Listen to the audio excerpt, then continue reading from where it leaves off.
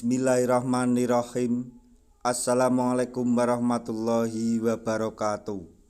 Masih bersama karduk.com.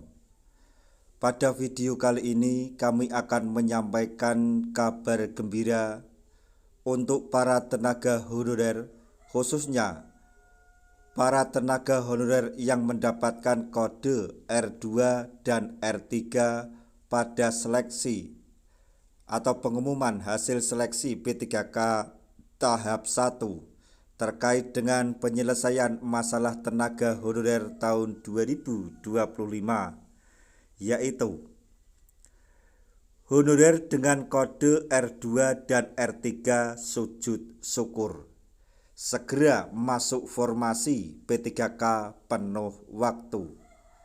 Pemda akan melakukan hal ini. Untuk mengetahui lebih detailnya, silahkan simak video ini sampai selesai. Tapi sebelum kami lanjutkan, bagi rekan-rekan yang baru menemukan channel ini, tekan like dan subscribe-nya, dan juga tekan lonceng notifikasinya supaya nanti bisa mengetahui informasi terbaru terkait dengan seleksi P3K dan pengangkatan tenaga honorer menjadi ASN P3K tahun anggaran 2024. Sekarang mari kita simak dan cermati penjelasan yang ada di video ini supaya nanti tidak gagal paham. Menteri Dalam Negeri atau Mendagri Tito Karnavian menyampaikan sebanyak puluhan daerah mengusulkan formasi P3K 2024 yang cukup terendah. Minimnya formasi P3K penuh waktu bagi para honorer ini membuat Mendagri Tito gerah karena dikhawatirkan akan menjadi bom waktu bagi kepala daerah dan pemerintah pusat.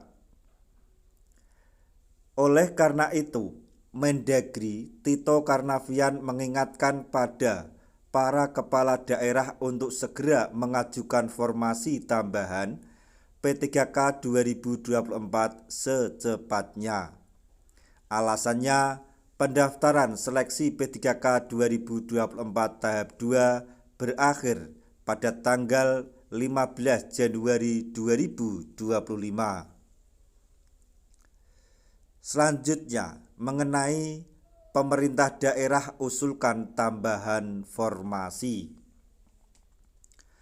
Setelah serangkaian pertemuan intensif dengan Kementerian Dalam Negeri, Kemenpan RB, dan Badan Kepegawaian Negara atau BKN, pemerintah daerah atau Pemda Kepulauan Riau akhirnya mengusulkan tambahan formasi untuk tenaga honorer kategori R2 dan R3.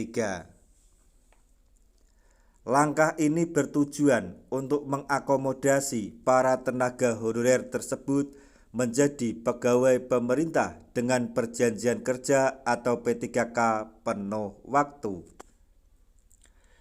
Gubernur Kepulauan Riau, Ansar Ahmad, menyatakan bahwa usulan ini memberikan angin segar bagi tenaga honorer yang sebelumnya direncanakan bekerja paruh waktu.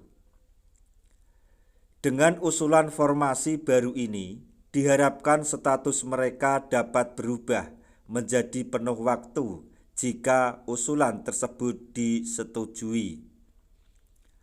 Menurutnya, ini merupakan langkah penting dalam percepatan pengangkatan P3K, khususnya bagi honorer yang sudah masuk dalam database BKN. Setelah rapat dengan Kemendagri dan Kemenpan RB, Ansar langsung menggelar audiensi dengan Kepala Organisasi Perangkat Daerah atau OPD dan perwakilan tenaga honorer. Dalam audiensi tersebut, Pemda menegaskan komitmennya untuk memperjuangkan formasi tambahan terutama bagi tenaga pendidikan non-guru yang telah lulus seleksi tetapi belum mendapatkan formasi. Menurut data BKN, pada tahun 2022, terdapat 27.417 tenaga honorer di Jawa Barat. Namun hanya 4.064 yang diajukan oleh pemerintah provinsi untuk mengikuti seleksi P3K. Hal ini meninggalkan selisih sebesar 23.353 tenaga honorer yang tidak diusulkan. Pertanyaan besar muncul terkait alasan dibalik keputusan tersebut. Apakah disebabkan oleh keterbatasan anggaran atau faktor lainnya? Menpan RB Rini Widiantini menjelaskan bahwa tenaga honorer yang belum didaftarkan tetap memiliki peluang untuk diusulkan pada gelombang berikutnya. Namun, beliau mengingatkan pentingnya komitmen Pemda untuk menyelesaikan permasalahan ini. Adapun solusi sementara yang diajukan adalah mengubah status tenaga honorer yang belum terakomodasi menjadi P3K paruh waktu. Tenaga honorer tetap akan digaji sesuai aturan, namun langkah ini membutuhkan dasar hukum yang jelas dan pengesahan dari pemerintah pusat. Di sisi lain, permasalahan serupa juga terjadi di Jawa Timur. Dari 20.000 tenaga honorer, hanya 3.336 yang diusulkan dalam gelombang pertama seleksi P3K tahun anggaran 2024. Sekda Jawa Timur menjelaskan bahwa keterbatasan anggaran menjadi alasan utama. Pihaknya berupaya menjaga agar belanja pegawai tidak melampaui batas maksimal 30% dari anggaran pendapatan dan belanja daerah. Solusi yang diusulkan oleh Jawa Timur adalah memanfaatkan belanja barang dan jasa untuk membayar tenaga honorer yang belum diangkat sebagai P3K penuh waktu.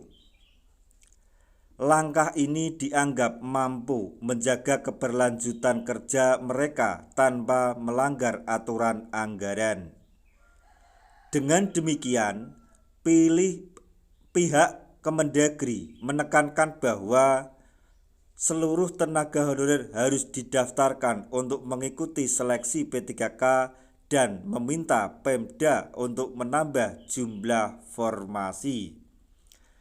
Nah, demikian tadi informasi yang dapat kami sampaikan. Informasi sekaligus kabar gembira untuk para tenaga honorer, khususnya bagi para tenaga honorer yang terdaftar dalam database BKN terkait dengan penyelesaian atau pengangkatan tenaga honorer menjadi ASN P3K tahun anggaran 2024. Semoga informasi ini dapat bermanfaat bagi rekan-rekan tenaga honorer semuanya. Di akhir video, kami mengucapkan banyak terima kasih. Wassalamualaikum warahmatullahi wabarakatuh.